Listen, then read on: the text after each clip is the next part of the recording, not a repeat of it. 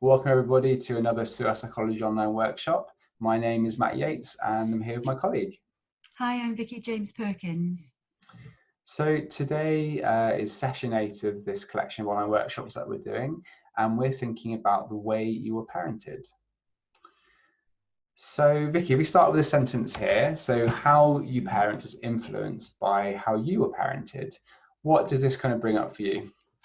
Well, you wince immediately initially, don't you? Because I guess for all of us, particularly for adoptive parents, you've had to think very carefully about the kind of parent you want to be. And of course, for most of us, there are parts of your experiences of being parented that were great and you're wanting to carry forward in your parenting role, and there are parts where you want to make different. That's normal for most parents, I guess.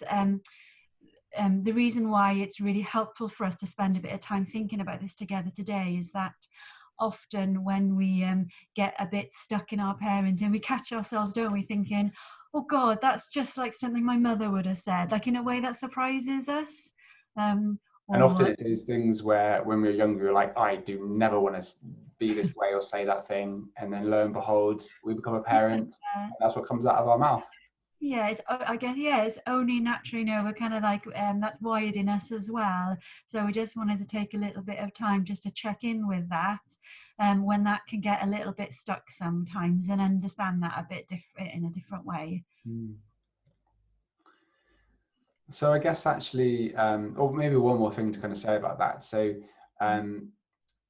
the reason why this kind of happens is, regardless of whether you are really delighted or perhaps not very pleased about some of the things that the influence, the way that you were parented, so the things that your parent did, when it then comes to you yourself being a parent, all your brain has kind of got, all it can remember is the way you were parented. So even if maybe you weren't so pleased by some of those comments or statements your own parents made in that moment with your own child, your brain just goes to that place, because that's all it's got, is this kind of loose framework. Oh, this is how you respond to this situation. So it's a really kind of natural, normal thing that all of us experience. So yeah, so what I'd really like you to do is, for those people watching the video, is just to think about things your child does or says, or maybe doesn't say, which cause you to have a really big reaction or a strong feeling. So something happens and you really feel it in your gut, like, oh, I do not like what my child just said, or oh, I really wish that they wouldn't behave in that way, or oh my goodness, they mustn't do that thing, we've got to clamp down and stop it straight away. So just have a sort of think about something that might be there. So Vicky, we've got some examples, haven't we, of possible things a parent might experience. This is by no means covering all reactions. What do you think of these examples here? Yeah, so I guess just to emphasize that this is about those behaviors that really get to you in different ways. So some of the more obvious examples are things like when a child is disrespectful, defiant, no, I'm not doing that, or aggression. Obviously, that's a really worrying behavior when your child gets bigger or starts to harm others or things. Of course, that can feel more obviously kind of frightening, I guess. What we also, and we'll think a little bit about that, will be for a reason. So depending on which of these behaviors connect more with you, that will have come from some earlier experience in your past. So I think a lot of the ones that are more surprising but equally as powerful are some of the kind of seemingly more subtler behaviors. So one parent said to us, I can cope with this and cope with that. It's when they roll their eyes at me, that's when I lose it. Or, one parent said when they put their hands on their hips and do that stand, that's it. I've had enough. Or the shrugs, or when a child ignores us. That can be the stuff that tips us over the edge. So and some other examples we've just tried to pull together. If a child's particularly clingy, it can or lying's a big one. We often hear, and we're not obviously going to be talking about how to manage lying today, but just clocking what triggers you. So for example, parents will say, I can cope with whatever they've done, we can manage it. I cannot tolerate lying. So I guess we're just inviting you to have a think about what's the stuff that gets you in the gut, or that you just can't tolerate, you just pushes you over the edge, whatever the phrases that come to mind for you are. And it's just clocking. We're not going to unpick what happened or why in your early experiences yourself, but just that would have had a significance, or that would have been important in your upbringing. So that's kind of being triggered now. So for example, parents often tell us, growing up, it was a really important value that you respected your parents, that you listened, and that you were, polite. That was a massive value to me. I was always like that with my parents. So then, of course, when that parent's child disrespects them or defies them, that triggers a whole host of reactions that are big, and that I'm not being regarded, I'm not valued, I'm not in control of this family.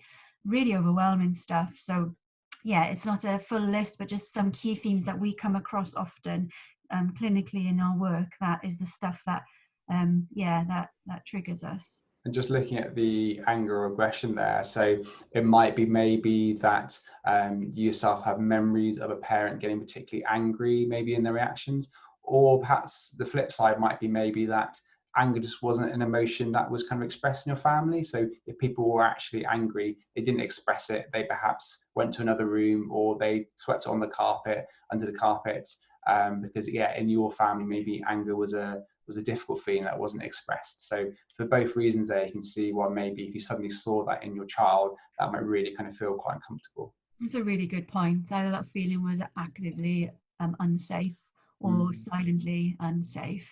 Yeah. So through a number of these videos, we've talked about circle security. So this is training that Vicky and I think is absolutely fantastic, and a really, really good concept from circle security training is what they call shark music. And we love this because this just really perfectly captures that group of difficult feelings that I've just described. So it's almost like imagining, those of you who've seen the Jaws films, that your brain and body is hearing that theme tune of da da da da da da da da da da da.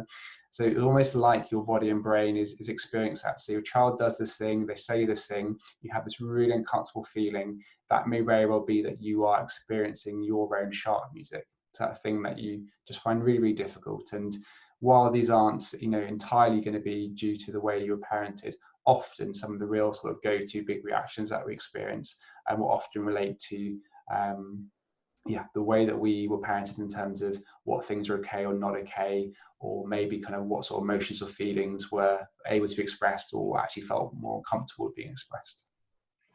So this video particularly, obviously our whole series has looked at understanding your child, exploring ways that you then would go on to support and respond to your child when they're struggling. This video is about those tricky times where you kind of, have a rationale for a behaviour or an approach, but you just get that gut reaction and you just, lose it, or whatever the phrase that comes to mind. This video is about how do we understand that a little bit better, that shark music, and hopefully help to help you have a few more strategies to respond to that shark music in a different way, to then enable you to go on with all the ideas we've talked about in the other videos. Okay, I'll move us on. So Vicky and I talked about how we kind of break this down into kind of what's happening. So basically what we came up with is how, first of all, of course, your child does something or says something, or doesn't do something or doesn't say something.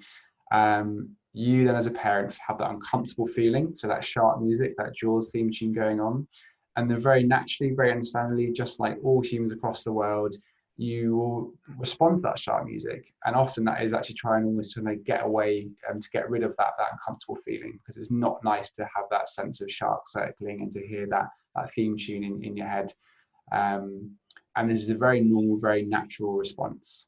And I guess there'll be like an urgency in that moment. You're in your own kind of fight, flight, freeze state. There'll be an urgency to it. So when we say parents react to their shark music, what we mean is that often you'll shout, you'll quickly, enforce a big consequence out of nowhere. We all know the kind of stuff that happens when we lose it. So that's responding to shark music, that real place of, quick, get me out of this feeling right now, it's too much, it's overwhelming. Or it could be maybe that seeing your child be in a certain emotion that feels uncomfortable for you, that is your shark music, and you want to kind of quickly get rid of that feeling that that child is experiencing. So maybe that's that they're feeling anxious, you want to stop them feeling anxious. If maybe they're actually feeling angry, you want to immediately try to do whatever you can to stop them feeling angry. That may well be that you're experiencing shark music about that and you just want it to end. Mm. So what we'd like to offer to you is something for you to have a go at. So to have a go at next time you feel your shark music, what might be a bit of a different way to respond. So we're going to Yeah. offer this up to you here. So should we have a go at going for an example, Vicky? Yeah, and I guess just to say the aim of this, wouldn't we love to like just get rid of the shark music? But we're human. We will always have it. This is about learning to clock it and learning to kind of notice it and then choose a different response. So this is what this is a go when we say having a go is about how do we manage this shark music differently. Okay, so where should we go to, Vicky? What could be our example? What could So a child be doing? let's go with what I wonder would be a common COVID theme at the moment, which is, let's say you've asked your child to come off the trampoline. It's time to come in. Come off the trampoline. For you, your shark music is not being in control, being defied, that kind of stuff. So your child says no, or ignores you, or in some other uncertain way tells you no, I'm not coming off. And then you feel that reaction, the shark music comes. So I guess, so like you said, that could be lots of different things to different people. So it could be, oh my goodness, my child is disrespecting me. Yeah, it's really important they do that because that's how I've got my control, my sense of being able to be a parent. And oh my goodness, if they don't listen to me now, maybe they're not going to listen to me later on, and the evening's going to be ruined.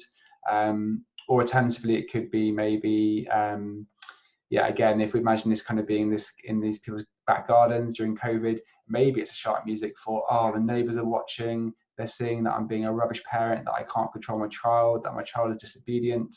So all sorts of things that can really bring up very strong shark music. Mm-hmm. So what we're kind of offering is to kind of have a go at sort of a different way to respond to that shark music. So like we've regularly offered throughout these online workshops, we'd love it to have a go at seeing if in that first instance you can have a go as a parent at self-regulating yourself. So you often when we go into shark music, we're going into our downstairs brain, or maybe we're just noticing it start to happen. So what can you do to help regulate yourself, to help yourself get back into your upstairs brain, or just to kind of start that process? So really, really important sort of first step. So everyone's going to be very individual and very unique in this, but Vicky, have you got any ideas in this moment about, what might you do? What could you do in that scenario to just in that Yeah. moment regulate yourself? And I guess we've talked on our first video about lots of different ideas about regulating in the moment when you feel in the heat of things. And during that moment, if I'm a parent noticing, I can certainly relate to this example. You're starting to feel that shark music, your child won't come to walk away and just get a different. I know that the only thing that will ensue at that moment is shouting and rows and so for me, I might walk back into the house, take a deep breath. Sometimes for me, I notice when we're feeling the shark music, often our breath gets shorter. We can kind of feel that tension in our bodies. So taking time to breathe or move around the house in a different way to kind of gather all together.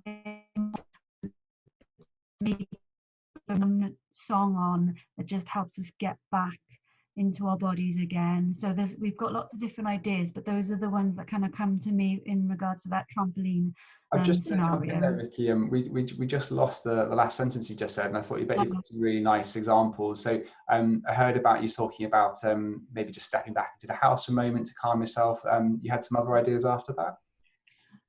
For me, listening to music helps get me physically calmer. So perhaps just put one song on. In that trampoline moment of how do I just get a bit of a breather before I lose it, because I'm going to lose it.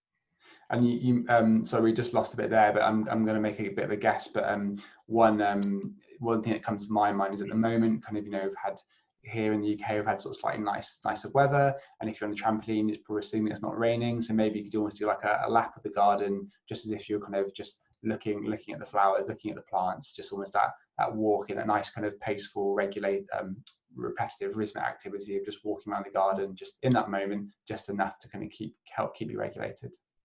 Mm-hmm. You're trying to bring that, you're trying to connect your thinking brain back in again, aren't you? That's the aim at this point. And what the hope is that if you can do what you can to help yourself feel more regulated in that moment, what that will give you a best opportunity to be able to do is to feel that sharp music, so to hear that Jaws theme tune going on, but to not respond to it. Because as we know, often when we respond to our sharp music, what then happens perhaps isn't quite what we want to happen. So we want to do our best to kind of try and just allow yourself to feel that sharp music, but to hear it, to feel it, to know it's there, to know that that's a particularly difficult thing for you that your child's just done, to maybe even have insight into it's difficult because that's just was how I was parented, or a feeling or emotion that was difficult for my family, but to feel that, to hear it, and to really try not to respond to it. Mm-hmm. And then what we would really love you just to have a go at doing is insisting that difficult feeling and feeling that sharp music and not responding to it. Instead, to have a go at something we've spoken about quite a lot throughout these online workshops, to have a go at offering some acceptance and empathy and some being with. So just as a reminder, being with is another fantastic concept from Circus Security, and it's that idea of how, regardless of what emotion or feeling our child is feeling, we do our best to not try and get rid of it or end it. We kind of go with them. So we go with them in that difficult feeling. And then what we often find is they're much more able to come out of that feeling because you're going with them together, rather than trying to kind of end it and kind of get rid of the feeling too early. So Vicky, if we were trying to have a go at what comes to your mind in terms of the child won't get off the trampoline and you're going to have a go at offering some acceptance and empathy, what sort of things would come out of your mouth, do you think? So I might, depending on their age and the style you talk with your child, I might say something like, you really don't want to get off. You're having a great time. It's really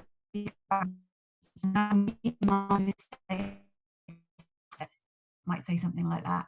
Is it all right for you to repeat that one? I think we just lost the audio. Sorry, Matt. Yeah, I might. So phrases might be, I get it. You're having a great time jumping. You love jumping. It's hard. It's really hard. I'm gonna add in some guesses there, because unfortunately it seemed today the video program is just wanting to cut your fantastic words. So yeah, I think what I heard there is you just love jumping. You love being on a trampoline. And I bet when you hear mum say it's time to end, you're like, no, I'm loving the trampoline so much. And I bet you maybe you're kind of like worried that what we're going to do next is going to be a bit boring. Oh, this is really hard, isn't it? It's so difficult. It's so difficult when we kind of end the trampoline because you just love it. Mm-hmm. So as Vicky said, absolutely, you'll have the words that fit for you, that feel right. But just having a go at those core concepts of show acceptance, show empathy, and whatever emotion your child is feeling at that moment, just being in it, and that's okay. And I guess just a reminder that therapeutic parenting, or parenting a child who's had trauma, trying to connect with them in their inner experience, that's the aim of it. So what we're talking about here is by noticing and pausing and trying to regulate when you're in your sharp music, then opens up more positive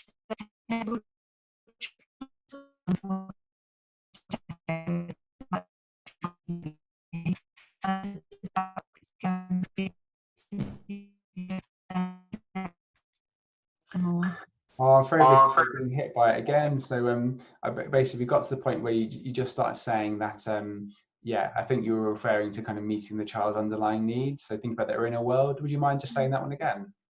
Yeah, so this is the whole aim of therapeutic parenting. In parenting a child who's experienced early trauma is to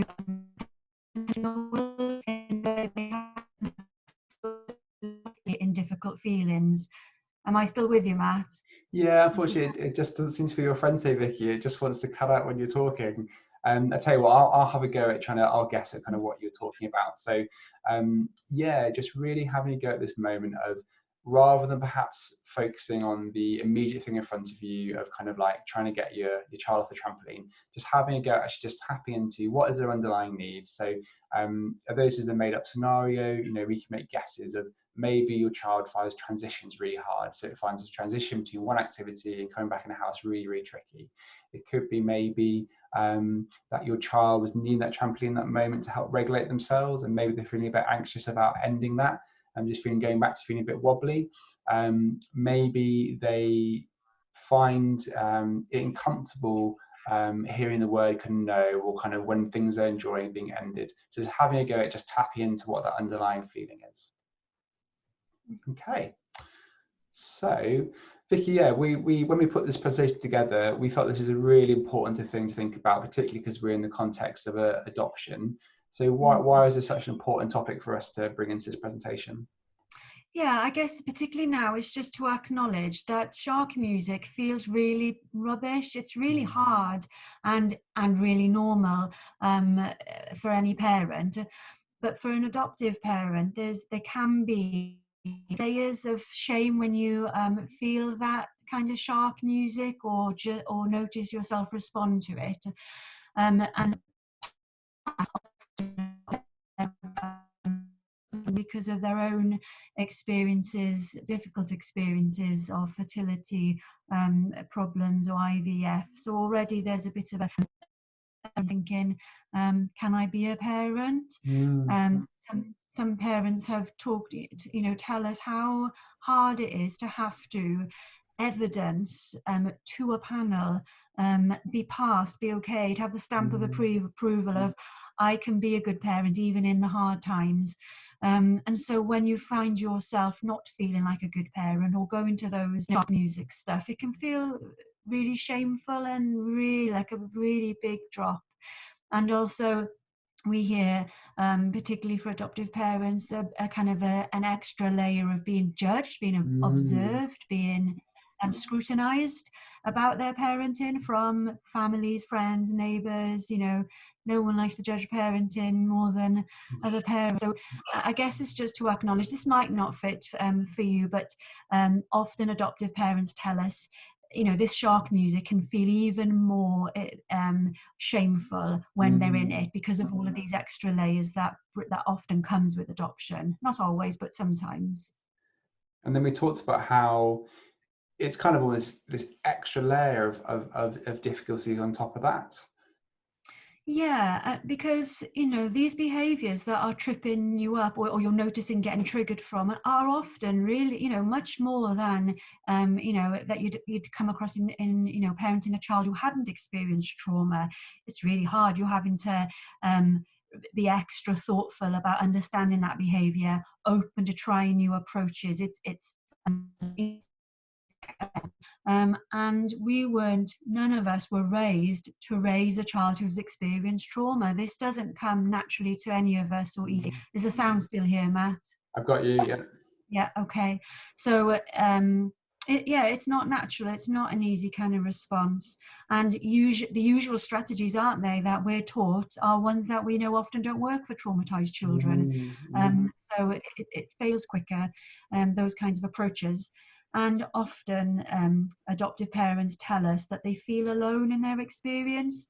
And of course, shame grows when it's kind of silent inside us. It can't survive when we're able to share it and feel like people understand and get where we're at. And often adoptive parents feel that other people don't understand and don't get what it's really like. This can feel extra tricky often. It's a bigger challenge for adoptive parents. That shark music is going to come loud and quicker, perhaps more than might have usually if a child wasn't bringing trauma with them into a relationship. Fantastic, thank you. So that kind of really brings us to our final slide, really. So this is going to be something we've wanted to come back to regularly in these sessions. And that is just to kind of really make sure you're keeping that self-compassion. So those of you watching this video, you will still respond to your sharp music, and that is okay and as expected. That is what we all do. It's completely natural. So please don't feel bad if you go, oh no, I reacted to my sharp music again. What we're kind of offering is kind of, you know, if you're feeling a bit more resourced one day, and maybe kind of things are going better, and this video pops into your head, just having a go, just remembering, oh yeah, I remember they said the sharp music would come, letting it be there and not responding to it. And And parents tell us, sorry, Matt, I was just going to say, parents tell us that just naming it is a big step, very powerful in like, oh, there's my sharp music again. It's really helpful. Just naming it, just clocking it, and yeah, if you're parenting with a partner, you know, it's always fun to comment on, you're in your sharp music now. But yeah, just kind of having some playfulness around it as well to get to be more familiar with it. And sorry, Matt. No, and just wonderful, yeah, and just very much like another concept we've spoken about before. So this idea of motorways versus country roads. So your go-to reaction will be to respond to your sharp music. That is your motorway. That is your neuronal links that your brain has always done. And what we're kind of offering is having a go at that country road. And of course, at first, country road is going to seem a bit frightening. It's going to be a bit slower. It's going to be a bit more tricky. We're going to get a bit lost. But what we find is more and more that you notice your sharp music, so the more and more you kind of go down that country road, and the more that you actually have a go at kind of allowing yourself to feel that sharp music and not respond to it, and have a go at that acceptance and empathy and being with, that country road will start to become a bit stronger with time, with repetition. It might become an A road. And the hope is that just kind of giving it a go when you feel okay, when you feel resourced, it will start to become a bit easier. I think, yeah, that idea of self-compassion is really important, because again, once we sort of learn something new, it can feel really hard. So what you're saying, Matt, is neurologically speaking, we absolutely will be. So when we are going down that motorway, to have some compassion to ourselves after that, around that, because of that will still keep happening. It's how we start building some through roads on that country. Important it is to feel connected with other adoptive parents. So whoever are your people out there, whether that's a friend or a group, but yeah, how important that is, that you don't feel alone in those moments or that shame. Okay, right. So which brings us to the end of our series. Yeah. So thank you very much for watching. All right. Bye.